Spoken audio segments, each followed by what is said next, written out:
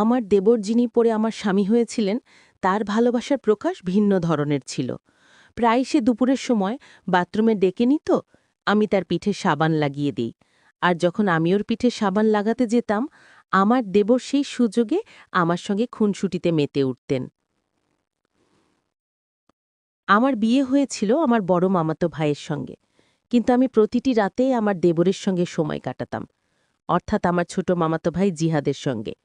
আমার দেবর আমাকে যে পরিমাণ ভালোবাসা এবং স্নেহ দিত, তাতে আমার মন প্রাণ জড়িয়ে যেত। কিন্তু নিজের স্বামী থাকা সত্ত্বেও আমি কেন আমার দেবরের সঙ্গে আমার চাহিদাটা মেটাতাম, তা জানতে হলে ঘটনাটি আপনাদের পুরো মন দিয়ে শুনতে হবে। আমার নাম আয়েশা। আমার মামার ছিল 2 ছেলে। তারা সম্পর্কে আমার মামাতো ভাই। বড়জনের নাম নাইম এবং ছোটজনের নাম জিহাদ। আমার বিয়ে হয়েছিল বড় মামাতো ভাই নাইমের সঙ্গে। আমি তার থেকে বয়সে 3 বছরের ছোট ছিলাম। আসলে আমার মা এবং মামা ছোটবেলা থেকে আমার সঙ্গে তারা নাইমের বিয়ে ঠিক করে রেখেছিলেন। আমার কলেজে পড়াশোনা শেষ হওয়ার পরে মামাতো ভাইয়ের সঙ্গে আমার বিয়ে সম্পূর্ণ হয়। বিয়ের পর যখন আমি শ্বশুরবাড়ি এলাম, তখন আমি খুব আনন্দিত ছিলাম, কারণ আমি নিজেরই আত্মীয়র বাড়িতে সংসার করতে এসেছি। তাই আমার মনে কোনো প্রকার দুঃখ কষ্ট ছিল না। আমি বেশ অনুনিশ্চিত খুশি ছিলাম। কিন্তু যখন বাসর রাতে আমার স্বামী ঘরে যখন প্রবেশ করল, তখন তার আচরণ দেখে আমার পায়ের নিচে মাটি যেন সরে গেল। যে মানুষটার সঙ্গে যেন আমার ছোটবেলা থেকে বিয়ে ঠিক হয়েছিল, সেই মানুষটি বাসর রাতে আমাকে তার কাছ থেকে ঠেলে দিল।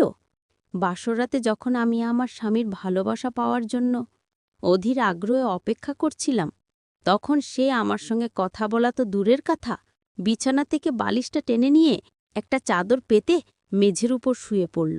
আমি যখন আমার স্বামীকে জিজ্ঞাসা করলাম যে সে আমার সঙ্গে এমন অদ্ভুত আচরণ কেন করছে, আমি কি কোনো ভুল করেছি? আজ তো আমাদের মিলনের রাত, আর এই রাতের জন্য কত বছর ধরে যে আমি অপেক্ষা করে আছি। তখন অত্যন্ত রেগে গিয়ে সে আমার দিকে আঙুলটা তুলে বলল, তোমার কারণে আমার জীবনটা একেবারে শেষ হয়ে গেল। আমি তোমাকে নিয়ে কোনোদিনও কোনো স্বপ্ন দেখিইনি, তাই তুমি আমাকে বিরক্ত করার কোনো চেষ্টা করবে না, আর আমার কাছেও ঘেঁষবে না। তুমি চুপচাপ তুমি তোমার নিজের জায়গায় থাকো, আর আমার মাথা খারাপ করে ফেলো না। তোমার সঙ্গে আমার বিয়ে হওয়াটা জীবনের সবচেয়ে বড় ভুল। প্রথম রাতে স্বামীর মুখ থেকে এমন কঠোর কথা শুনে আমি প্রায় জ্ঞান হারানোর মতো অবস্থায় পৌঁছে গিয়েছিলাম। বাসর রাতে স্বামীর ভালোবাসা পাওয়ার তো অনেক দূরের কথা, তার কাছ থেকে পাওয়া অপমান আমার হৃদয়কে ভেঙে চুরমার করে দিয়েছিল। ছোটবেলা থেকে যখন সবার মুখে শুনতাম যে তখন থেকেই একটা নতুন স্বপ্ন চোখে বাসা বেঁধেছিল, আর আজ এই স্বপ্নটা পুরোপুরি ধূলিসাৎ হয়ে গেল। আমি যা ভেবেছিলাম, বাসর রাতে তার ঠিক উল্টোটা ঘটল। ভেবেছিলাম স্বামীর সঙ্গে অনেক মধুর সময় কাটাব, কিন্তু সে তো আমার মুখ দেখতেও প্রস্তুত ছিল না। আমি দেখতে যথেষ্ট সুন্দরী হওয়া সত্ত্বেও আমার স্বামী বাসর রাতে আমাকে একবার ছুঁয়ে দেখেনি। আমি কিছুতেই বুঝতে পারছিলাম না আমার স্বামী কী কারণে আমাকে এতটা ঘৃণা করত যে আমার মুখ পর্যন্ত দেখতে চাইত না।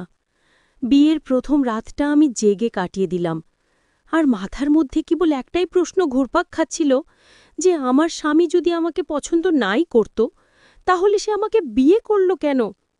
সেটা এই বিয়েতে অসম্মতি জানাতে পারত। বিয়ের প্রথম রাতে আমি উপলব্ধি করেছিলাম যে আমার জীবনটা হয়তো এখানেই শেষ হয়ে যাবে। এই সমস্ত কথা ভাবতে ভাবতে সারা রাত আমি দুশ্চিন্তায় কাটিয়ে দিলাম। পরের দিন সকালে আমার যা কোনো রকম আওয়াজ না দিয়েই হঠাৎ করে আমাদের ঘরে ঢুকে পড়লেন। সেই মুহূর্তে আমি বিছানায় এক কোণে মন খারাপ করে বসেছিলাম। ঘরে ঢুকে আমার যা আমার স্বামীকে মেঝেতে শুয়ে থাকতে দেখে মুচকি হেসে আমার দিকে তাকিয়ে বললেন, কি ব্যাপার আমার সুন্দরী দেওরানী, নিজের রূপে জাদু দেখিয়েও আমার ভাসুরকে নিজের। আমি আমার জামানের আচরণ ও অদ্ভুত কথাবার্তা শুনে খুব একটা অবাক হইনি, কারণ আমি স্বামীর দুর্ব্যবহারে আগে থেকে ভীষণভাবে মর্মাহতা ছিলাম। এরপর আমার যা বললেন, তাড়াতাড়ি তৈরি হয়ে বাইরে এসো, এই কথা বলে তিনি ঘর থেকে বাইরে চলে গেলেন। সে কিন্তু আমার স্বামীর নিজের ভাইয়ের স্ত্রী নয়, সে আমার স্বামীর চাচাতো ভাইয়ের স্ত্রী। তিনি একবারও আমাকে জিজ্ঞেস করার প্রয়োজন বোধ করেননি যে বাসর রাতে আমরা দুজন কেন এভাবে আলাদা ছিলাম। এমনকি তার হাবভাব দেখে মনে হয়েছিল যেন তিনি আগে থেকেই যেন সবকিছু জানেন। শ্বশুর বাড়িতে এভাবে 3 দিন কেটে যাওয়ার পর সেদিন সকালে ঘুম থেকে উঠে জানতে পারলাম যে আমার সেই যা সকালে বাড়ি থেকে চলে গেছেন। শুধু তাই না, আমার স্বামীকেও কোথাও খুঁজে পাওয়া যাচ্ছিল না। তখন আমাদের আর কিছুই বোঝার বাকি রইল না যে আমার স্বামী ও তার ভাবির মধ্যে একটি অবৈধ সম্পর্ক ছিল এবং তারা দুজনেই একসঙ্গে বাড়ি ছেড়ে পালিয়েছেন। আমি কোনোদিন কল্পনাও করতে পারি না যে বিয়ের পর আমার জীবনে এমন কিছু দেখতে হবে। যার কাছে আমি ছোটবেলা থেকে ভালোবাসা পাওয়ার স্বপ্ন দেখতেছিলাম, সে আমাকে এভাবে ঠকাবে। অন্যদিকে আমার ছোট মামাতো ভাই, অর্থাৎ আমার দেবর, ছোটবেলা থেকে আমাদের মধ্যে খুব ভালো সম্পর্ক। তাই সেদিন আমার স্বামী ও জায়ের এমন নক্করজনক কাজের কারণে আমি আবেগের বশে আমার দেবরের বুকে মাথা রেখেছিলাম, আর আমি সেদিন অনেকক্ষণ ধরে কেঁদেছিলাম। ওদিকে আমার মামি, অর্থাৎ আমার বর্তমানের শাশুড়ি, আমার যাকে প্রচুর গালমন্দ করে বলছিলেন যে ওই মহিলার জন্য পুরো সংসারটা আজ আমাদের ধ্বংস হয়ে গেল, ওই ডাইনি আমার ছেলের জীবনটা নষ্ট করে দিল। তারা যে দেবর ও ভাবি মিলে সম্পর্কে জড়িত ছিল, বাড়ির কেউই তা কোনোভাবে টের পায়নি। সেদিন যখন আমাদের বাড়িতে এই বিষয়টি নিয়ে প্রচণ্ড হট্টগোল চলছিল, তখন আমাদের সেই বাড়ির পাশে মুদিখানা দোকানের এক আঙ্কেল জানিয়েছিলেন যে তিনি আমার স্বামী ও যাকে একসঙ্গে বাড়ি থেকে বেরিয়ে যেতে দেখেছেন। শ্বশুরবাড়িতে আমার আসা হয়েছিল মাত্র ৩ দিন, তাই আমি এই বিষয়ে কিছুই জানতাম না যে আমার স্বামীর সঙ্গে আমার জায়ের ভিতরে অবৈধ সম্পর্ক ছিল।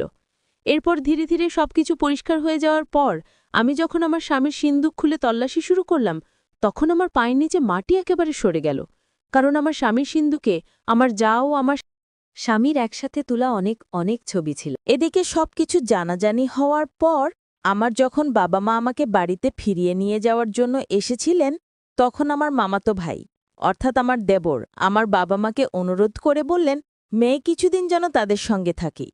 আমি বাসায় চলে গেলে তারা নাকি সবাই একেবারে মানসিকভাবে আরও ভেঙে পড়বে।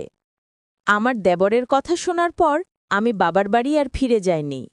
এরপর শ্বশুরবাড়িতে থাকাকালীন আমি আমার মামাতো ভাইয়ের সঙ্গে প্রতিদিন অনেকটা সময় কাটাতাম। সে আমার বাসর ঘর আগে থেকেই তো আমার মামাতো ভাই ছিলেন এবং ছোটবেলা থেকে আমাদের মধ্যে কথাবার্তা ও হাসিঠাট্টার সম্পর্ক ছিল। তো আমার স্বামী ও যা বাড়ি থেকে পালিয়ে যাওয়ার পর আমি আমার দেবরের সঙ্গে অনেক সময় কাটাতাম এবং আমি আমার দুঃখ কষ্টগুলো ভাগ করে নিতাম তার সঙ্গে। তো এদিকে আমরা দুজনে যখন একসঙ্গে সময় কাটাতাম, তখন আমার মামা মামি আমাদের কিছুই বলতো না, কারণ তারা ভালোভাবেই জানত যে আমি কতটা কষ্ট পেয়েছিলাম। দিন যত যেতে লাগল, আমিও মামাতো ভাই, অর্থাৎ আমার দেবর, একে অপরের সঙ্গে এবং সময় গড়ানোর সাথে সাথে আমি নিজের কষ্ট ভুলে ধীরে ধীরে একে অপরের আরও কাছাকাছি আসতে লাগলাম। যেমন যখন আমার দেবরের বাড়ি ফিরে আসার সময় হতো, তার আগে আমি পরিপাটি হয়ে সেজেগুজে তার জন্য অনেকক্ষণ হলো অপেক্ষা করতাম। তারপর একদিন যখন আমার শ্বশুর শাশুড়ি বাড়িতে ছিলেন না, তখন আমিও আমার দেবর বাড়িতে একাই ছিলাম। তখন আমার দেবর কেবলই স্নান করে একটা তোয়ালে গায়ে জড়িয়ে সে নিজের ঘরে ছিল। আমি ঠিক সেই মুহূর্তে কোনো না কোনো কারণে ওর ঘরে প্রবেশ করি। তখন তার সুনাম দেহটি আমার দৃষ্টি আকর্ষণ করে, আর আমি অজান্তেই নিজের কল্পনার জগতে হারিয়ে যাই। বিয়ে হওয়া সত্ত্বেও আমার তো আর বাসররাত হয়নি, তাই তখন আমার মনে ওই ধরনের ইচ্ছে বা স্বপ্ন জাগাটা স্বাভাবিকই ছিল।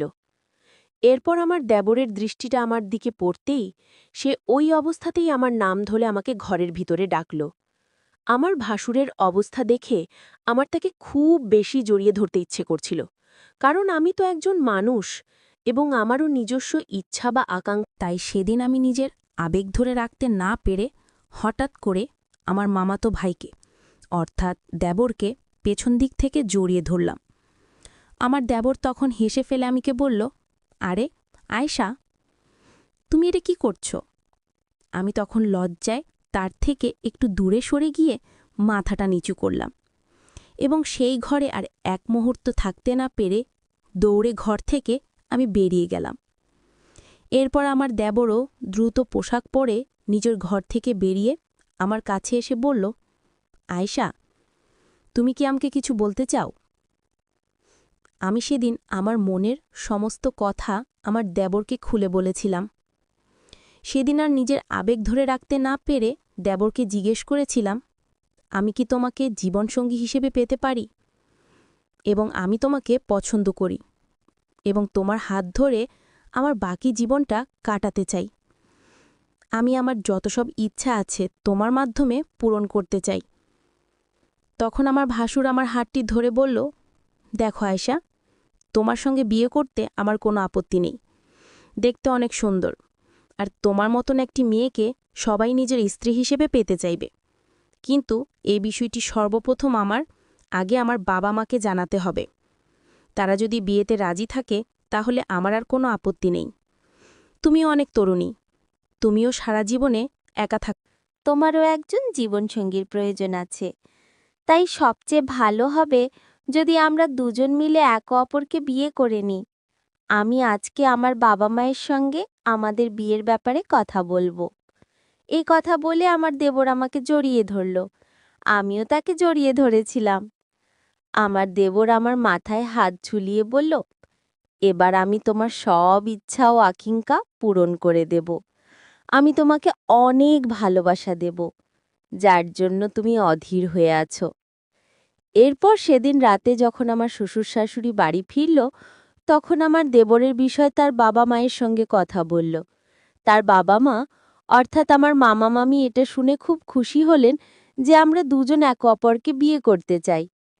এরপরের অল্প কিছুদিনের মধ্যেই কাজী সাহেবকে আমাদের বাড়িতে ডেকে এবং আমাদের বাবা মাকে আমন্ত্রণ জানিয়ে আমাদের দুজনের বিয়ে পড়ানো হলো। এরপর আমার বাসর রাতে আমার ভাসুর আমার মনের স্বপ্ন ইচ্ছা পূরণ করে দিল। আমি যতটা আদর ভালোবাসা স্বপ্ন দেখতাম, তার থেকে অনেক বেশি আদর ভালোবাসা আমার দেবর আমাকে দিয়েছিল। বিয়ের পর থেকে প্রতিদিন দুপুরে উনি আমায় ডেকে নিত বাথরুমে আর বলতো, আয়েশা, আমার পিঠে একটু সাবান ঘষে দিবে? আমি যখন ওনার পিঠে সাবান লাগিয়ে দিতাম, তখন আমার নতুন বর সুযোগ পেলেই আর আমিও তার ভালোবাসার ছোঁয়ায় নিজেকে উজাড় করে দিতাম।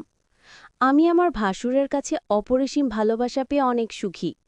এই ঘটনাটা ঘটার পর আজ প্রায় 1 বছর হতে চলল এবং আমি এখন গর্ভবতী। খুব শীঘ্রই মা হতে চলছি আমি। আমি আমার সংসারে অত্যন্ত আনন্দ ও শান্তিতে আছি। আমার প্রথম স্বামীও আমার যা পালিয়ে যাবার পর আমরা তাদের আর কোনো খোঁজ খবর রাখিনি। এই জন্য হয়তো বলা হয়, যার ভাগ্যে যেটা লেখা থাকে ঠিক সেটাই হয়। আমার ভাগ্যেও হয়তো আমার দেবরের ভালোবাসা লেখা ছিল, তাই আমি তাকে আমার দ্বিতীয় স্বামী হিসেবে পেয়ে